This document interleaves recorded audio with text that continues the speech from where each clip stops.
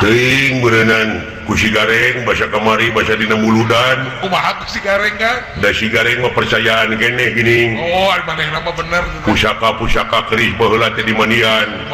cak celak dikosok dikecelakeun ngeuna cisoca bapa atunya heueuh ada penyakit murid mah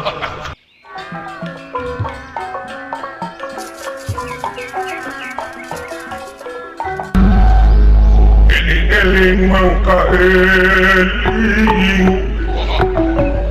rumengkang di bumi alam Dharma ukur wawayangan raga taya pangawasa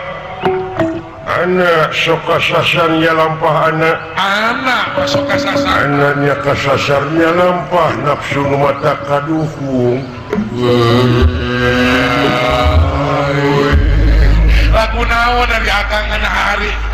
hari ringan itu bisa jalan alah lagu sungsang jadi lain saja jalan hari ringan lu ke wadi kawas lu kan ngabang berangkeun bari lu ngabang berangkeun hate dek teh euy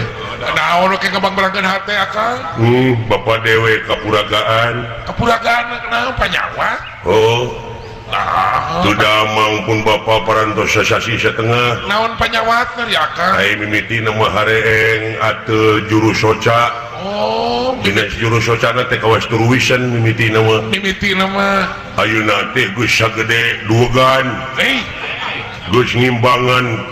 kepala orang moal tumor mah kitu heuh nya teh beureun anu disebut tumor teh tumor anas tumor ganas teh deui mah mun kocea weng jatang tos akang atuh 10 dinten ieu parantos teh lebet naon-naon cai oge diburakeun deui ayeuna teh buah-buahnya teu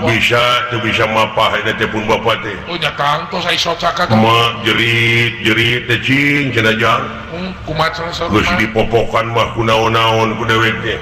tah popokan ku surawung sugan ka dipopokan ku daun paria wallah supaya tiis malah murid teh manu jahil kain kumaha kan cing cenah bapak mana teh popokan ku timuning dilaksanakeun ku dewek teh aitaeun lain